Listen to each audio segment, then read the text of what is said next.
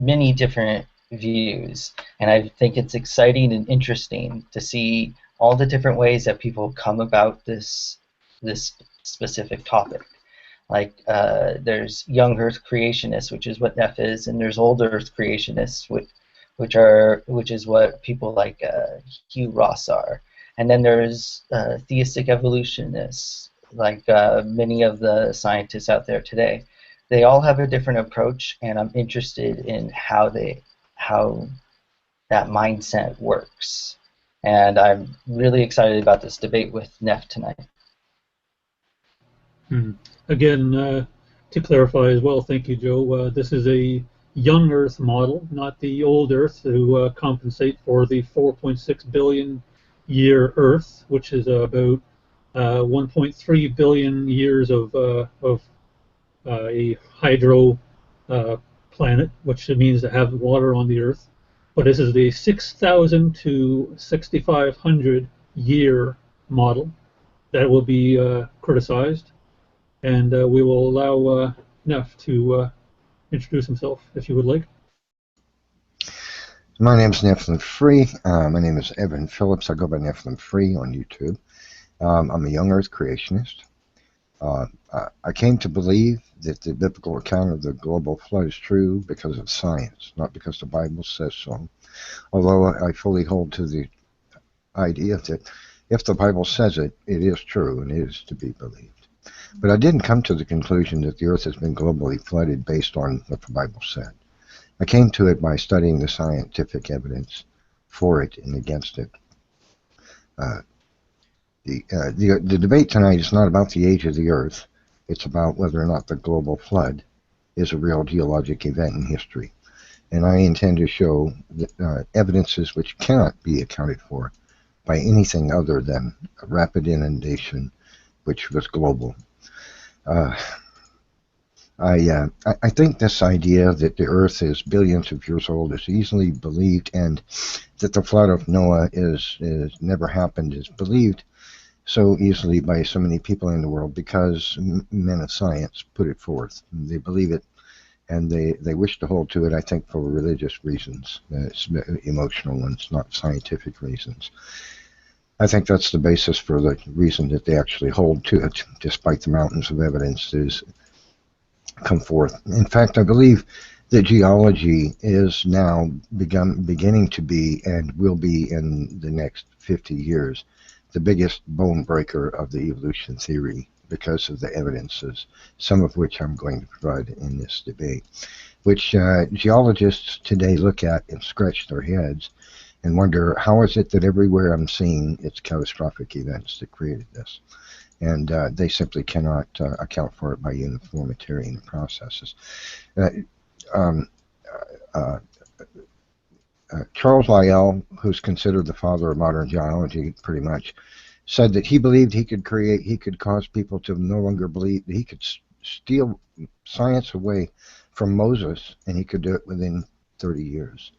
In other words, it was his paradigm, his directive, his goal to cause the world not to believe in the flood of Noah. And people have believed that lie ever since. Okay, so would you, Neph, would you like to start by what you would, your opening statement, your construction of what you hope to achieve through this this debate? Absolutely, thank you. So for 10 minutes.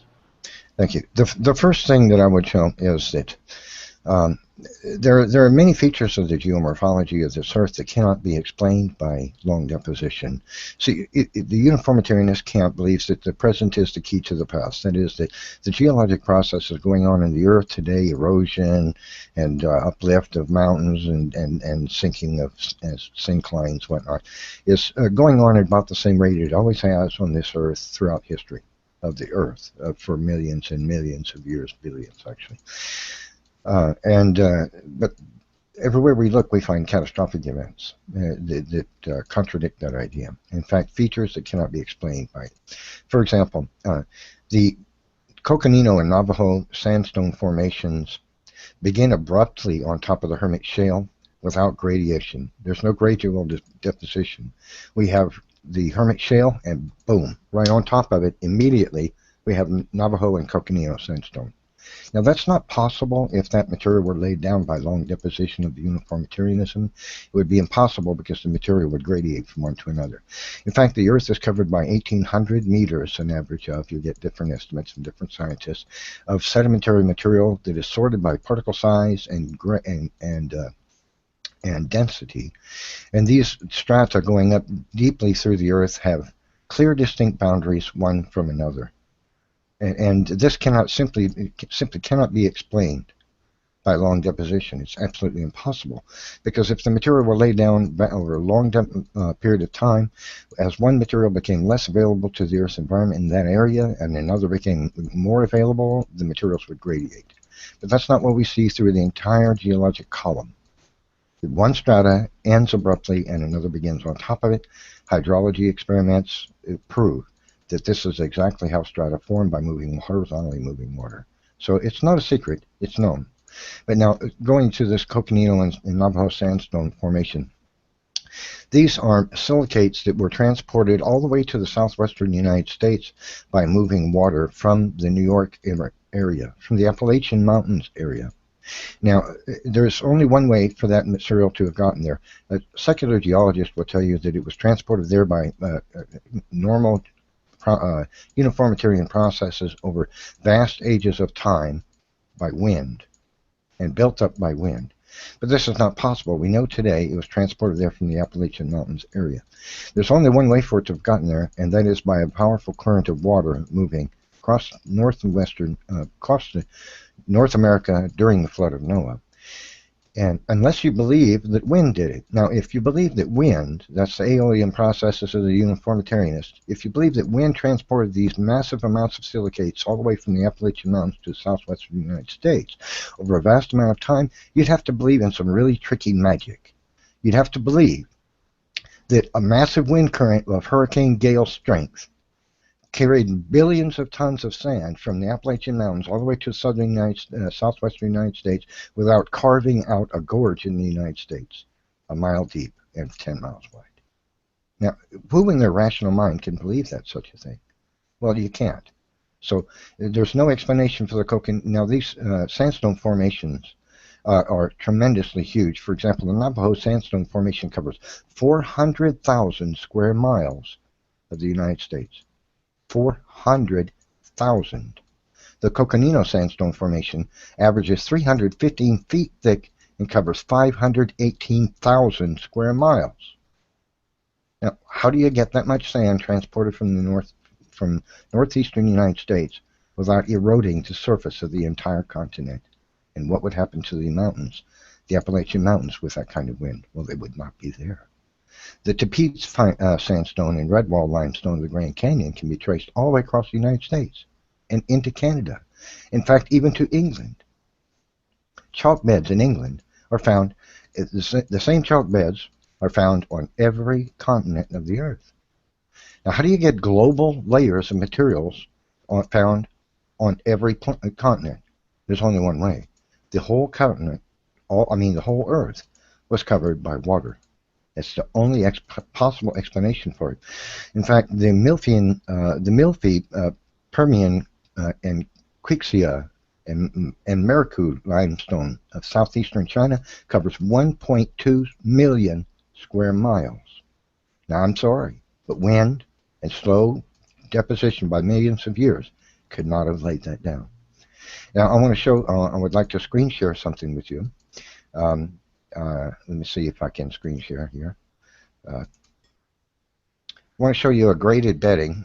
Please tell me if if what I'm sharing is showing up on the screen. Remy, Sure. Is it?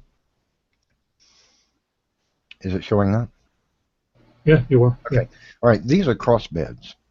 This is materials that were laid down. You can see the clear demarcations here. Here you've got cross beds. These are these slanted strata are laid down, and then all of a sudden the current of water that's laying this down changes direction and lays them down in another direction. Then it changes again. Then it changes again. Then it changes again.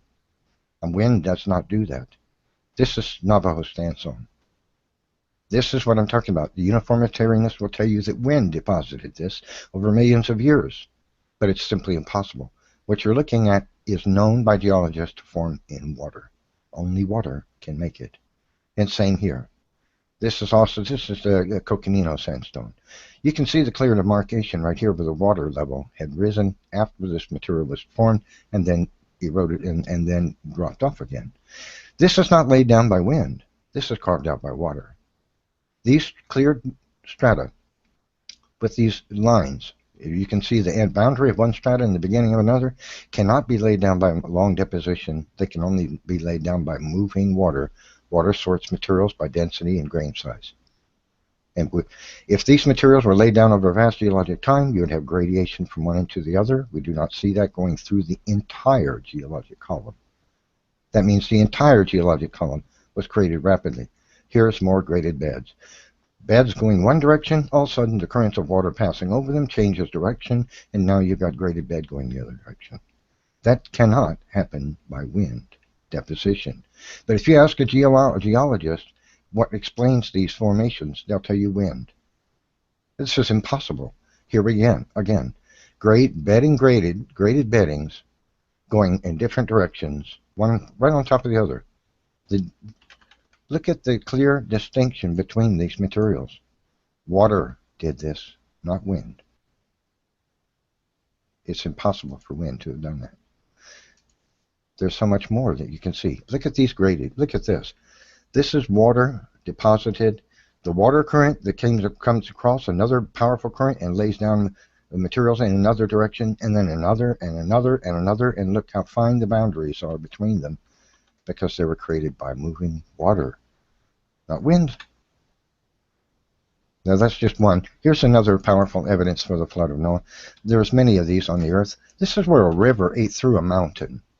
Now water does not flow uphill. If this mountain were solid rock, when that water that became a river splashed up against it and hit it, it would find the path of least resistance and go around the mountain. But it didn't. Instead, it ran into the mountain, ate the mountain away, and kept on going. This cannot happen over millions of years. Water will not just keep bubbling into a mountain and eat through it. It will take the path of least resistance and go around. The reason for what you see here is because this whole mountain was soft sedimentary materials recently pushed up during the end of the flood of Noah, and a large local flood then came shortly after, and because the entire mountain was still soft materials full of water because it was recently pushed up out of the earth right after the flood of Noah, this material was soft and moist, and the river, which was splashing up against it, this powerful current of water released from a broken glacier or something, and it just ate right through that soft mountain. It wouldn't do that if it was solid rock. It had to be soft sediments for this river to have eaten through that mountain, and we see many of these on the earth, proving uniformitarianism is false. Folded mountains, I'll go into that in a minute if I can. First, let me explain what an anticline is. An anticline is materials which are this is an anticline here. It is the Earth gets squeezed and it bends up. What you're about to see is proof positive that the entire Earth was soft sedimentary material after the flood of Noah and cannot be explained by uniformitarianism. When the Earth gets squeezed because of pressure, it did as the continents were still moving across the Earth during the flood of Noah. They bent, and that's why we have these bent strata in them. These are called an anticline. They can't be explained by long deposition because rock does not bend, except at very high temperatures deep in the earth. But we find these massive anticlines all over the earth, and these rocks. I'm going to have to call time there. Time? Yeah. Okay. Now, Joe, would you like to have a cross-examination for 3 minutes? Yeah, sure. Are you starting now? Give me a sec here. I'll set the clock up here.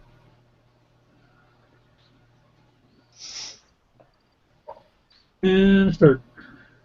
Okay. Neph, how many people would you say it took to build the pyramids?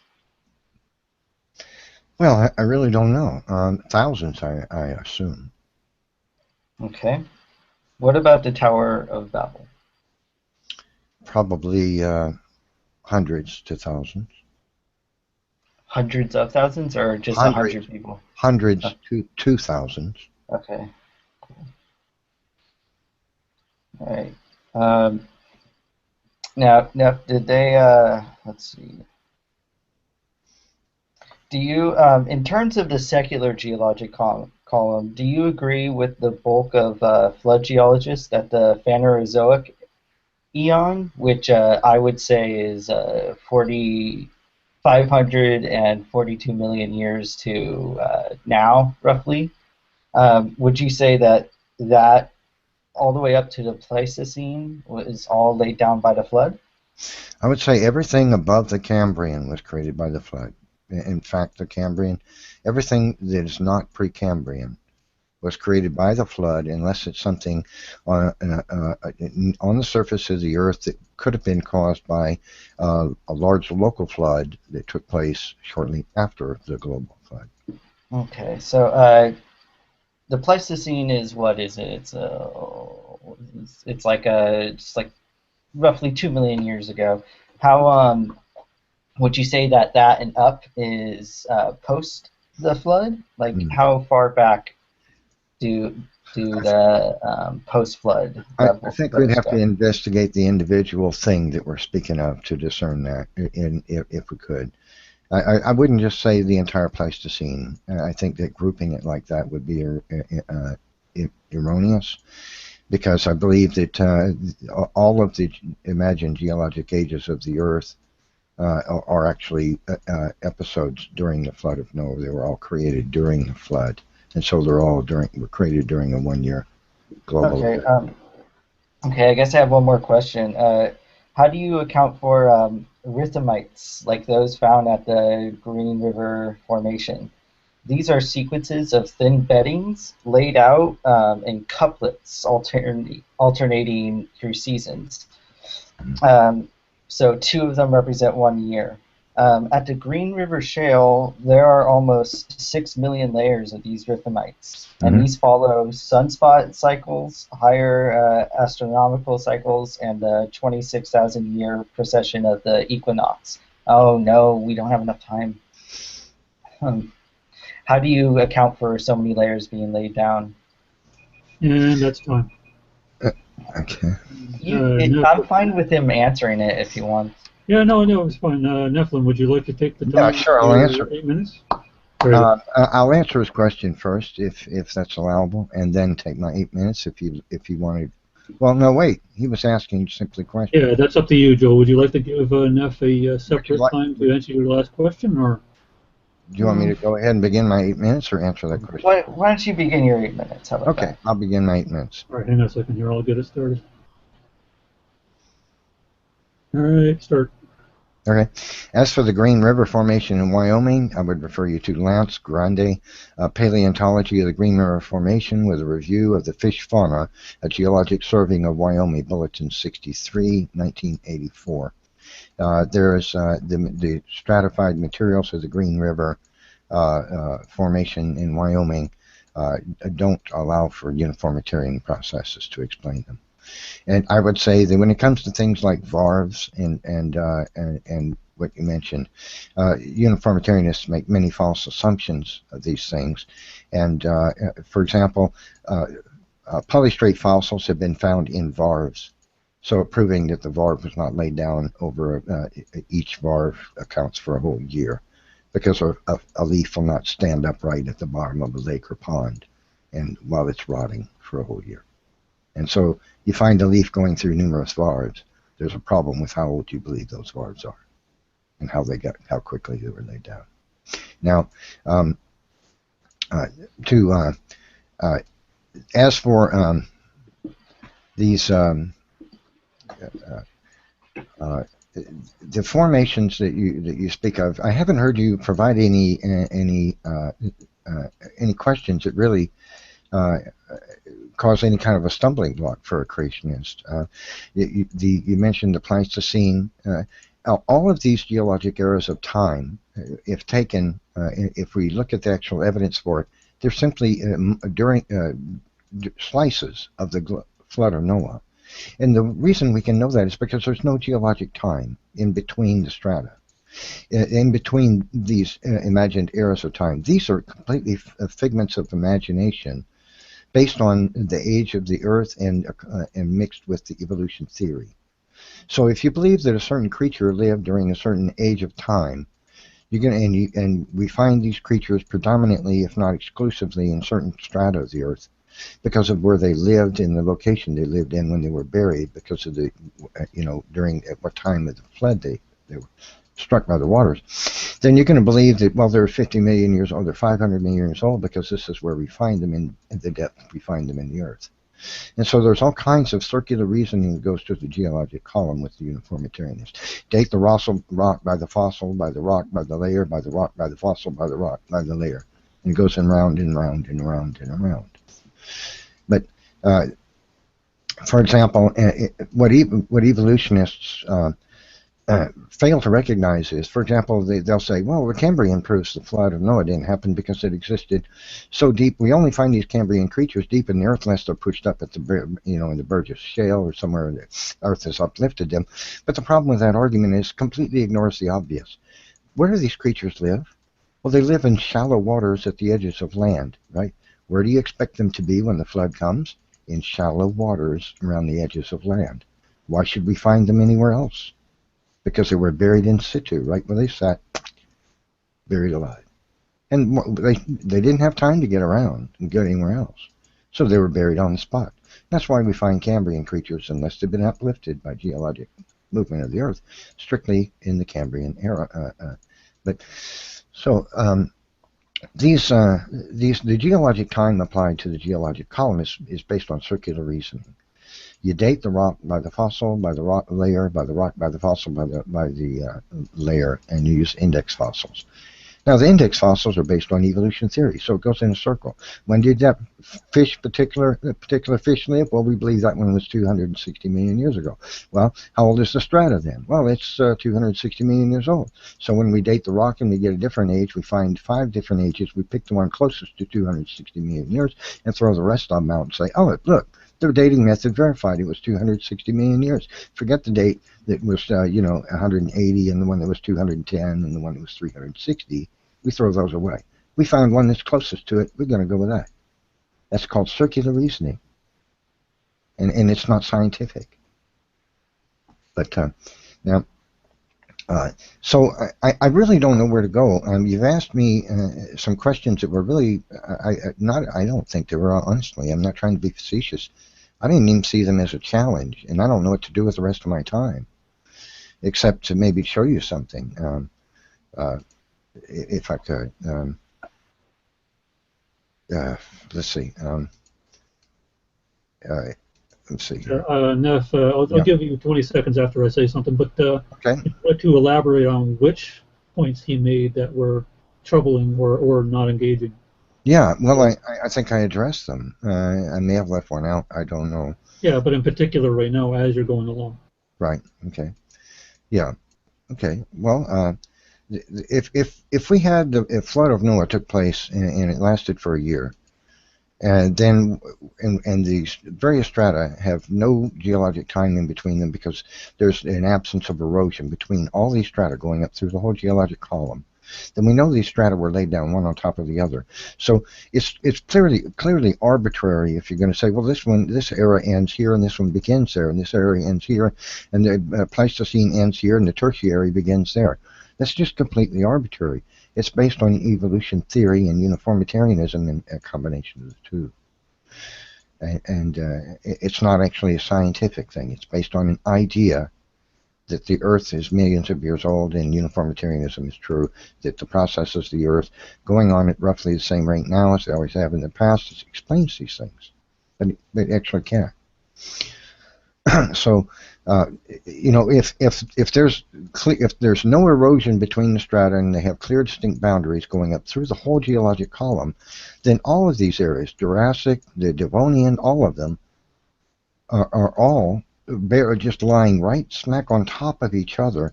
And which strata constitutes the Devonian is strictly up to the person's idea about how old the Earth is and about uniformitarianism, not empirical scientific evidence.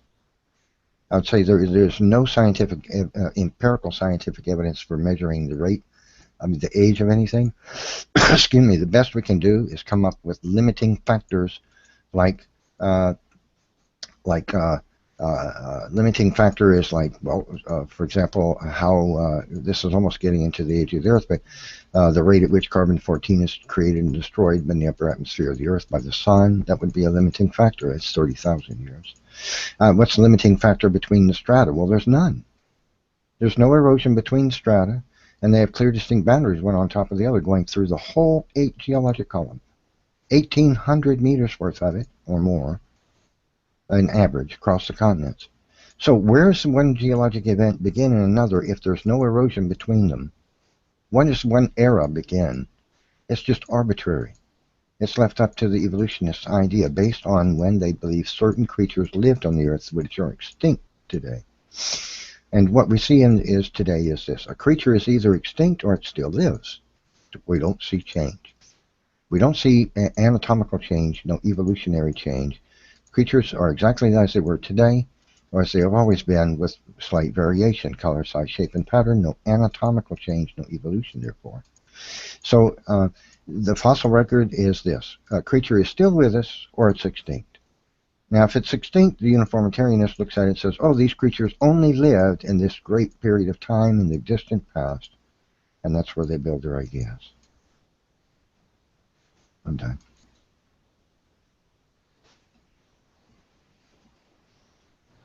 All right, Joe, it is your turn to start for 10 minutes on your opening and constructive thesis, or whatever your argument against, okay. Or but try to keep it as an advice, because I've seen enough debates to know. Don't spend much time at all on responding to what he said. Keep your mind clear on what you came here with, rather than what he's already said, because otherwise you'll be wasting your time. Sure, I have a prepared statement. Don't worry. Okay, obviously you can do that later on in the last few minutes of your 10 minutes. All right. Anyways, let's see here. All right. So here, I'll start 10 minutes. All right. Thank you, Evan. Thank you, Evan, Remy, and everyone for making this debate possible. The Genesis flood, as recounted in the Old Testament, is not supported by the evidence. To demonstrate this, I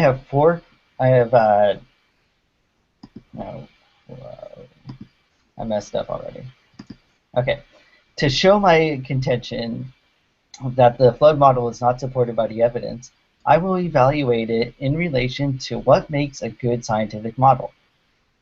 A good scientific model is 1. Simple, 2. Fits our background knowledge, 3. Has explanatory power, and 4. Has predictive novelty. Surveying the evidence shows us that the flood model has none of these qualities and so fails to stand as a good scientific model of the evidence. First, the flood model is not simple. The flood is supposed to have lasted 1 year, resulting in all the sedimentary layers of geology. Creation scientists themselves have identified desiccation, which are dried mud cracks, often associated with raindrop impressions, in layers such as the Navajo sandstone, and also, I believe, some other formations that Neph has already mentioned. They've also identified fusane, which is fossil charcoal, and continental basalts, which is lava cooled above ground, all as geological examples showing long passages of time. Each and every one has been identified by creationists, not evolutionists, in strata ranging from the Pleistocene to the Cambrian. These findings have required countless excuses to multiply from creationists, making the flood model convoluted and cluttered.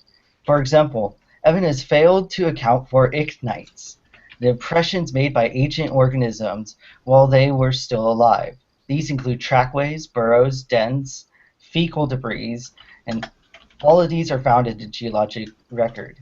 These trace fossils are in countless layers that supposedly make up the flood, and most do not show the trackways or burrows of animals reacting to a catastrophic event either. Instead, they show the movements of animals living a normal day. Many other excuses are falsified or unsupported by the evidence, which I will cover in my rebuttal period. Evan has not offered anything to clean up this mess, so the flood model is thereby far from simple. Next, the flood model does not fit with our background knowledge. Answers in Genesis estimates the Djoser pyramid required 30,000 people to build in 2100 BCE, 250 years after the flood. Our background knowledge from historical, archaeological, and geological evidences points to Egypt existing 2,000 years before the flood. Ancient China, Mesopotamia, the Indus River Valley, and Acadia all were established by the time Noah's flood supposedly occurred. The flood model does not fit well with our background knowledge of ancient civilizations. It also fails to match up with our background knowledge on population growth rates. If we take the creation timeline for the sake of argument, we'll see the fantastic growth rates creationists require us to accept if 6 people populated the entire world starting 4,000 years ago. The flood ended in 2350 BCE, and the Tower of Babel was in 2250 BCE. If it took 30,000 people to build the Djoser pyramid, then imagine how many more people are needed to build the Tower of Babel, which was so monumental that it upset God. Furthermore, the Tower of Babel occurred in Genesis 11, and in Genesis 10, the cities of Akkad, Admah, Calah, Erech, and Lasha are all mentioned. Erech, which scholars agree is the city of Iraq, at one point had a population of 50,000 residents. In order to get to our current population, AIG claimed that it doubled every 150 years, or had a growth rate percentage of 0.49%. Using the same population growth calculation, I was generous and calculated the growth rate for 35,000 people to exist around 2250 BCE when the Tower of Babel was built. The percentage rate that I got was 6%. That is almost 12 times more than the percentage rate gathered by Answers in Genesis to populate our current population. If that were the population growth rate that we actually do see, then there would be over 30 billion people populating Earth today. Thus, the flood model fails to fit our background knowledge, even if we lower our expectations. Remember, before the flood even occurred, the Scottish Pompeii Skara Brae was abandoned and Stonehenge had already been erected. My last 2 points are the flood model has poor explanatory power. On the flood model, biogeography, archaeology, history, and many other things are not explained in a meaningful or useful manner. How much time do I have, guys? I have 5 minutes? Okay, good. 4 minutes, okay. The flood fails to explain the apparent rapid pace of biodiversity required if the animals on the ark are responsible for all the animals we see today. For example, Answers in Genesis identifies one elephant kind on the ark. This elephant kind supposedly gave rise to the mastodon before 2250 BCE, then the woolly mammoth by 2100 BCE, and the 2 extant genera of elephants, the African and the Asian. The Asian elephant is found on Indus River Valley seals dating to 1900 BCE. This means that the elephant kind from the ark gave rise to the mastodon in roughly 100 years, the mammoth in roughly 200 years, and at least the Asian elephant in less than 500 years. Furthermore, these new kinds were supposed to already be in Africa, Central Asia, the Middle East, and North America for the mammoth in less than 500 years. No evidence supports this, nor does this explain the biogeography we do see today. Hence, I got confused. Okay. I heard the noise, sorry. Hence, the flood model has poor explanatory power. Finally, the flood model lacks predictive novelty. Many of the predictions one would expect to see if the flood model were true have turned out to be false. For example, the flood model would predict the fossil record of the flood layer to have a jumble of fossils mixed together with respect to a fluvial catastrophic event. Humans mixed with dinosaurs, trilobites with mammoths, etc., etc. We should expect that Noah and all of his family were biological hosts to tuberculosis, smallpox, and even gonorrhea, since such pathogens could not have survived the flood outside of a biological host. But we don't. Instead, according to Stephen Jay Gould, quote, the outstanding fact of the fossil record is that rather than mixing together all the animals, that the geologic record is very well ordered. We have sequence of strata, and different kinds of animals and plants characterize different layers of the strata.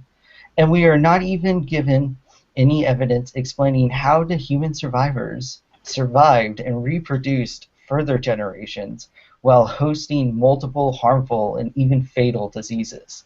Thus, the flood model fails to fulfill any predictions it makes, making it a poor scientific model. In sum, we've seen that the flood model is not simple, does not fit our background knowledge, has nil explanatory power, and has failed to make any novel predictions. In demonstrating this, I have presented specific pieces of evidences, ranging from geology to biology to history. In order to show that the flood model is a good scientific model, and so support the evidence, Evan must dispute all the evidence I have presented and erect a flood model which fulfills the 4 requirements for a good scientific model, as I have mentioned. From hearing Evan's opening speech, it does not look like he's done this. Until he does that, I maintain that the flood model is not supported by the evidence. And anything that Evan did bring up in both of his opening and so forth, I will continue to address in my rebuttal period. Are you ending now? Because you got 10 seconds left. Okay, and yeah, I'm ending now. All right. So, Neph, if you would like to take 3 minutes, give me a sec here. Okay. All right. Tell me when you're ready. I'm ready. All right, go. Okay, I could easily respond to each of the points that he made. There's creationist explanations, arguments against them. But my time is now for asking questions. So, Joe, I would ask, these are going to be some tough questions. I would ask you, how can millions of tons of silicates be transported from the Appalachian Mountains to the southwestern United States by hurricane strength forces without gouging out the North American continent?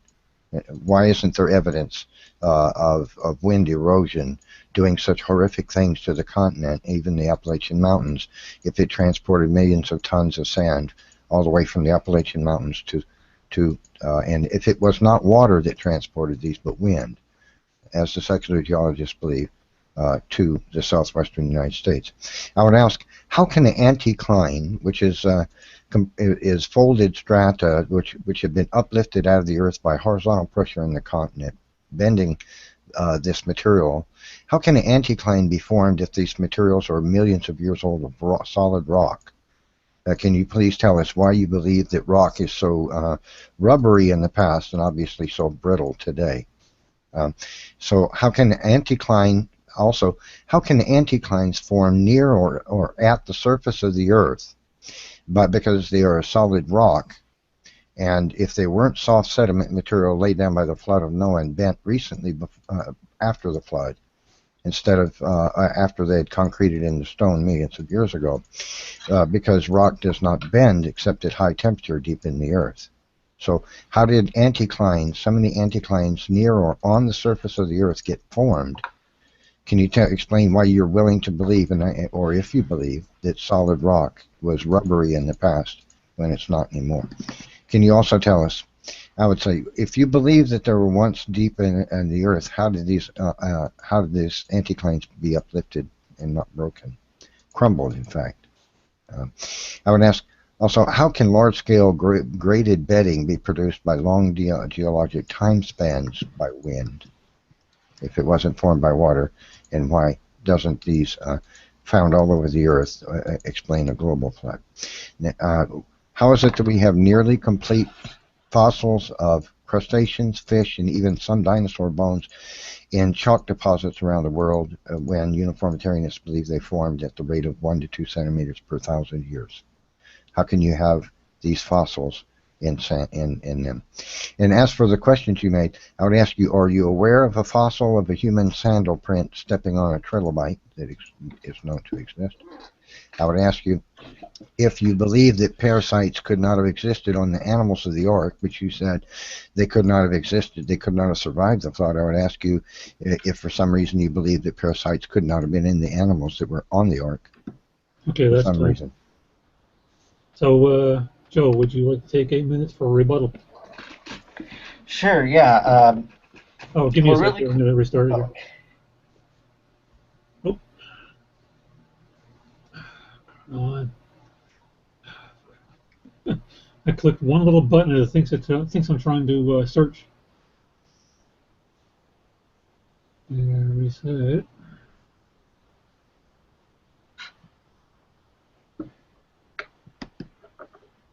Watch mode. It's on stopwatch. All right, so 800 and start. Oh, okay. Wow. Well, okay. To answer Neff's questions, he asked how can silicates be transported from the Appalachian Mountains all the way to where the Navajo sandstone and I think the Coconino sandstone, but definitely Navajo sandstone. And the thing is that uniformitarians, not even uniformitarians actually, actualists, which are what geologists would call themselves today, do not think that it was all through wind action only. There are plenty of different types of tranquil, long deposition phenomenon that occur that are also underwater that could also bring these silicates to the areas that he's talking about to eventually form sandstones. What else? The anticline. It seems odd that he, in one sense, I feel as though Neph is agreeing that there are plate tectonics, but that's not agreed. But that's something that's shied away from most other creationists.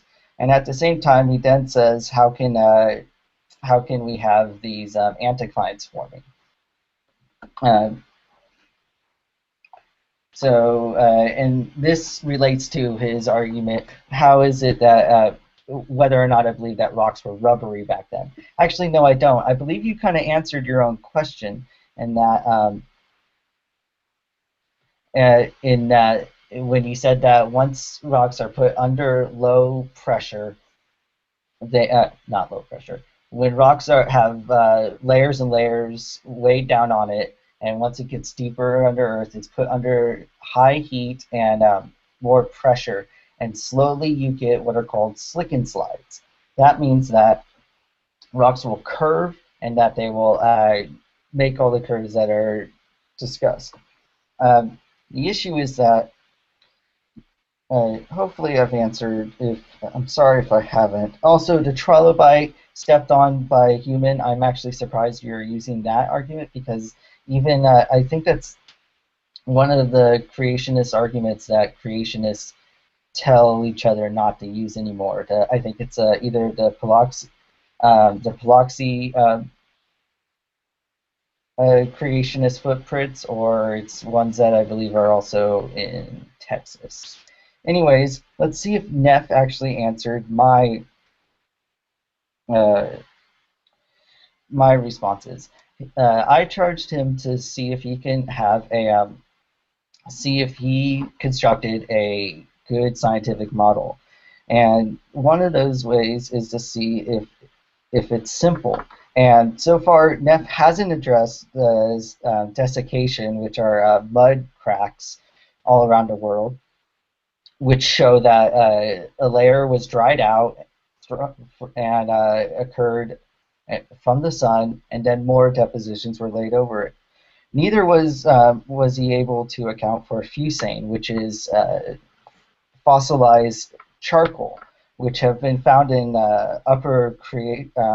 Cretaceous deposits in North America, in Kentucky and Pennsylvania. And this is really important because fire can't burn underwater. So how could this fossilized charcoal formed when floods are required to when floodwaters are required to lay down all the deposition? This charcoal would not have formed if that's the case. He also failed to address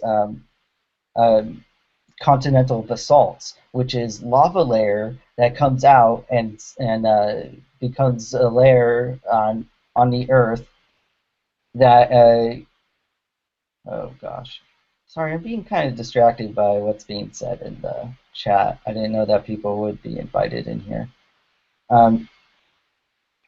But yeah, even creationists like Michael Ord, Whitner, and Gardner have identified all three of these things, continental basalts included, as showing that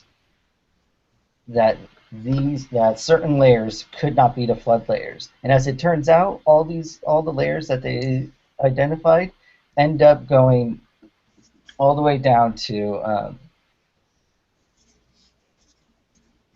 the Cambrian.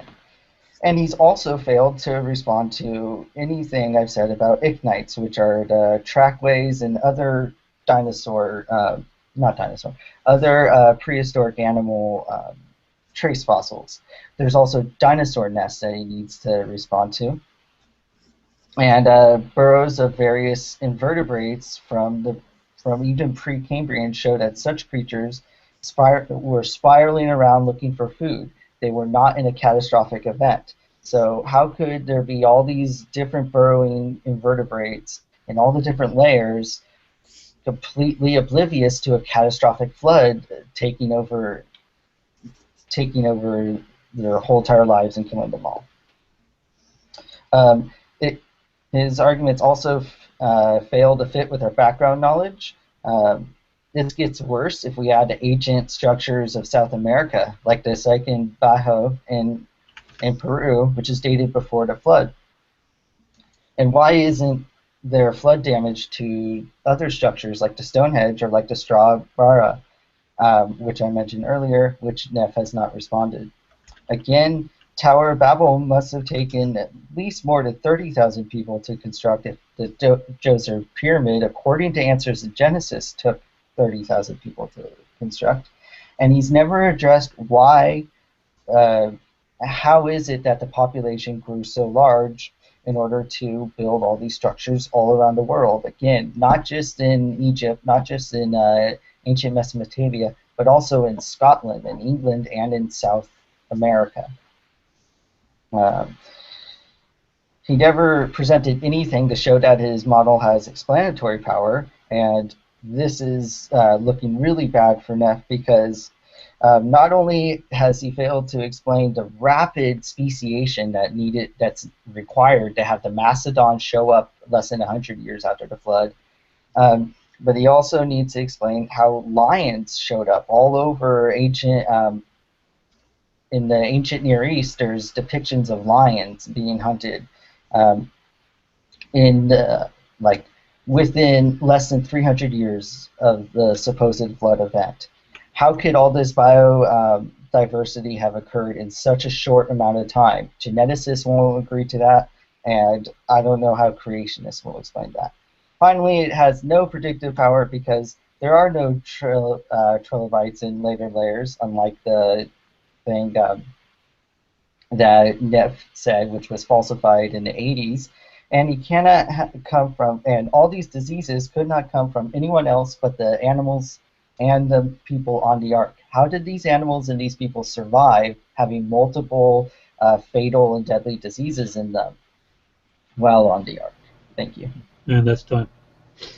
All right, so you both have another 5 minutes afterwards. Neph or Evan, you will start with your 5-minute rebuttal to what he has just said.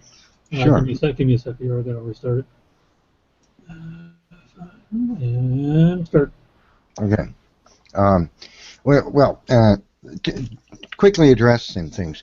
Nobody has refuted the trilobite sandal fossil, as my opponent has claimed, or the Paluxy tracks. People have denied them. Nobody's refuted them. You can't deny two types of creatures' foot tracks in the same strata if it's solid rock, unless you believe somebody carved it. And these have been studied with a hospital CT scanner, going millimeter down by millimeter. We see the stress marks inside the material before it was concreted into stone, proving it was an actual fossil track. Nobody can refute that. It's been proven with a hospital CT scanner.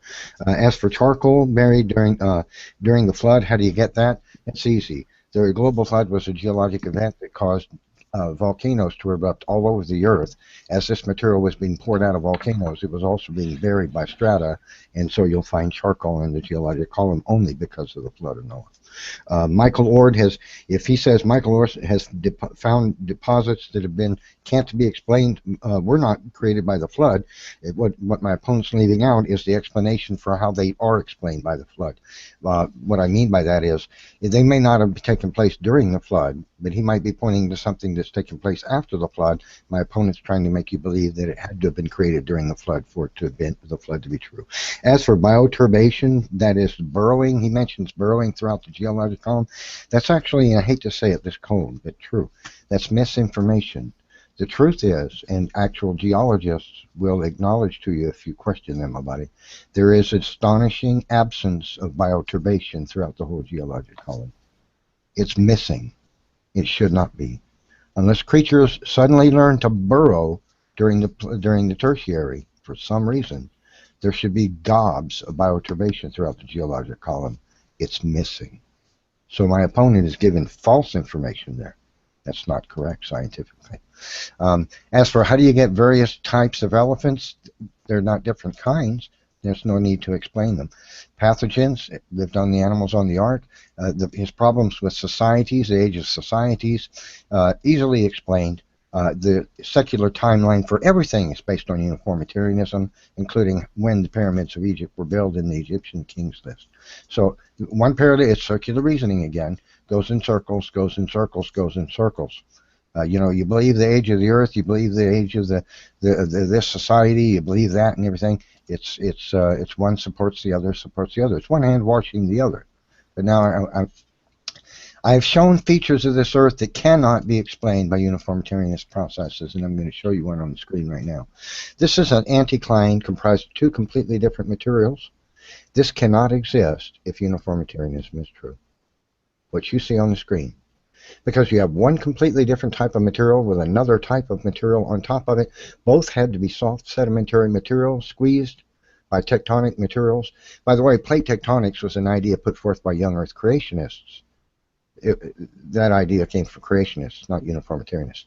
You see this anticline? It cannot have been formed over long deposition. It proves this rock did not bend. These were both soft sedimentary materials that were bent by pressures in the earth and uplifted while they were still soft and sedimentary, laid down by water. Anticlines cannot be explained by uniformitarianism. Rock does not bend, it breaks. Everywhere you see an anticline on this planet, and there are millions of them, is something that cannot be explained by anything but the flood of Noah, such as that one, or these. That was soft sedimentary material when it was formed. The features of the earth that I've explained cannot be explained by long-term deposition. It is impossible. And as my final argument, I want to show you Sheep Mountain in Wyoming. This mountain is soft sedimentary materials that was squeezed together. This is a giant anticline. Squeezed up out of the earth, you can see the horizontal pressure has pushed this mountain clean up out of the earth.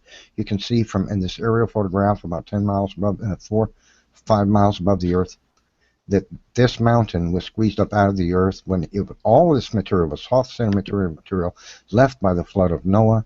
It had to have all been still soft and moist because rock doesn't bend. So it is impossible for uniformitarianism to explain the geomorphology of the earth because rock doesn't bend. These are on the surface of the earth, not deep in the earth where it's hot enough to bend stone, which takes place slowly at high temperature. at least 500 degrees centigrade. Now, this is at the surface. All this took place on the surface because you can see the bent materials all the way around this mountain. And the mountain was squeezed up out of the earth right in the middle of it all. This took place on the surface of the earth where it's cold, not down deep in the earth where rock can bend. And so I have shown with anticlines, folded mountains, folded strata, cutaways, mountains like this one where a river ate right through a mountain. There was soft sedimentary material left behind by the flood. I have shown adequate geologic evidence of the entire geomorphology of the earth is explainable only by the flood of Noah. Because rock, and for no other reason than this, rock doesn't bend. And so all these anticlines, folded strata, folded mountains with not undeformed fossils, unburnt fossils littered through them can only be explained if all this material across the entire geologic column of all the earth was soft sedimentary material to which pressure was applied, which caused it to bend, therefore wiping away the millions of years of uniformitarianism in a fell swoop. All right, that's time. Joe, I'm going to give you 30 extra seconds, so give me a sec here.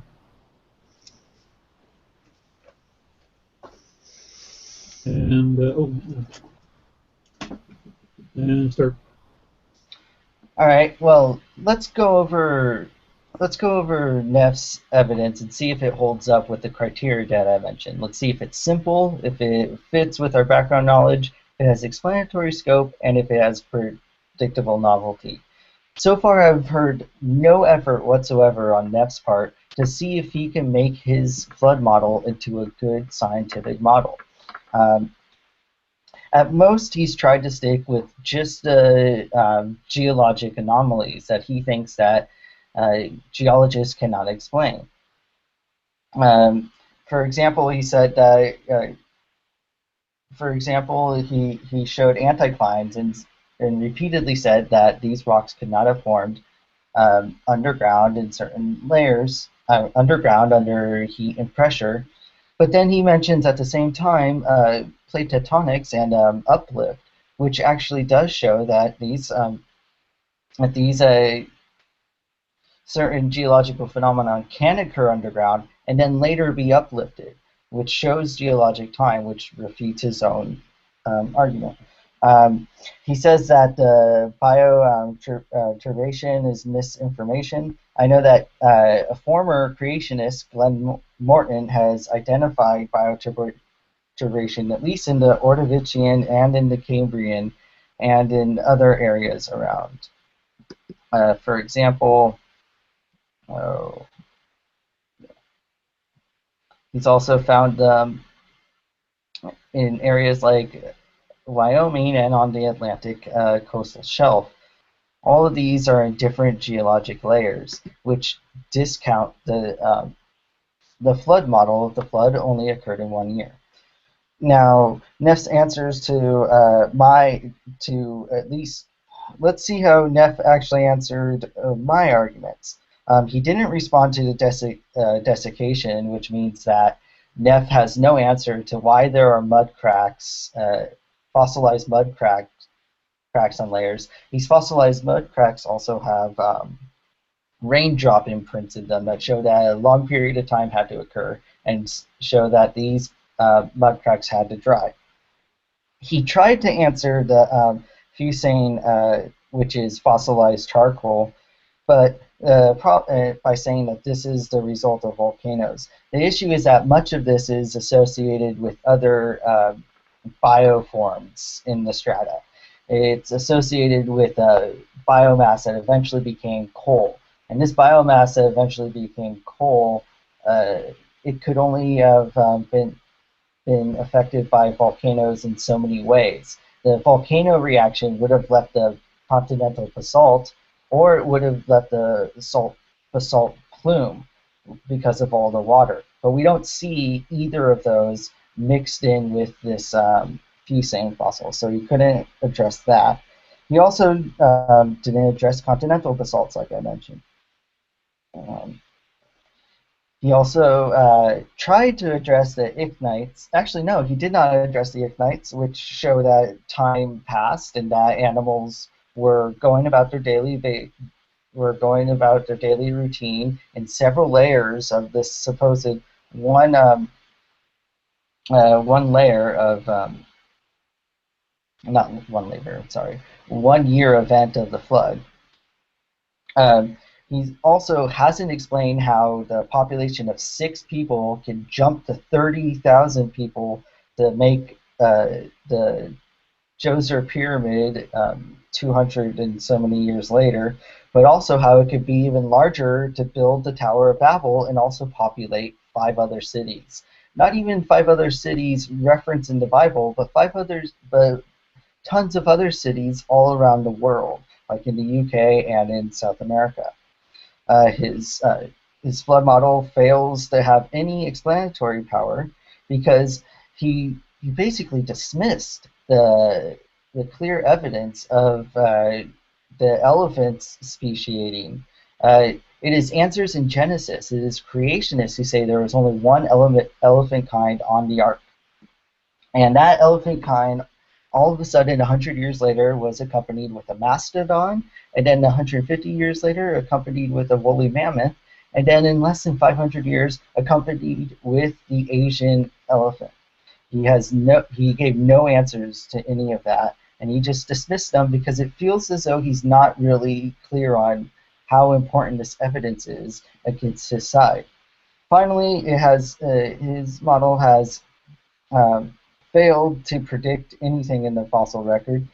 Um, the tracks that he's mentioned were debunked in the 80s, and it's simple. It's obvious that simple organisms go all the way up to more complex organisms in the past. So I think that the flood model fails at being a good scientific model, and so fails to address all of the evidence given by the world today. And so we should reject it. Thank All you. right, that's time. All right, Neph, you can have 5 minutes to do your closing Wait, what? statement. Sorry? Why does he get 5 more minutes? No, No, it's no, not five. we've done our 5 minutes speech. No. This is standard debate. Standard debate has 5 minutes of closing statement. That's what we just. That's not Yeah, we rebuttal. just did. We This just was did my. our, yeah, we Okay. just did our 5 minutes. At this point, I'll just say thank you, Joe, for debating the subject with me. I'm going to have a hangout in a few minutes here where people can discuss the things that we've talked about in this debate. And you're welcome to join that hangout and discuss these things further with me if you like. But whether you do or not, I want to thank you for joining this debate to discuss, Yeah, thank you. to debate with me. Yeah, thank you. This was my first time ever formal debate, so thank you. Yeah, I had a lot of fun. Did you? Yes, I enjoyed it thoroughly. Thank you so All much. right, cool. All right, thanks. All right, so anybody who's watching, there's 3 of you. There is going to be a chat room, as Neph said, later on. And if Joe would like to later on as well, you can have your own chat room. But there will be links to that soon on my page and Neph's page. So anybody would like to come to the reception afterwards. Anyways, Okay. I want to thank Remy too for being a great sport and hosting this debate for us and running being our timer guy and our moderator. Thank you, Remy, for that. I appreciate you taking the time out of your life to do this for us. Yeah, thanks, Remy. Right, and that was 1 hour and 10 minutes running time. So thank you for watching, people, and thank you for Joe for participating, and thank you, Neph, for hosting. Thank you.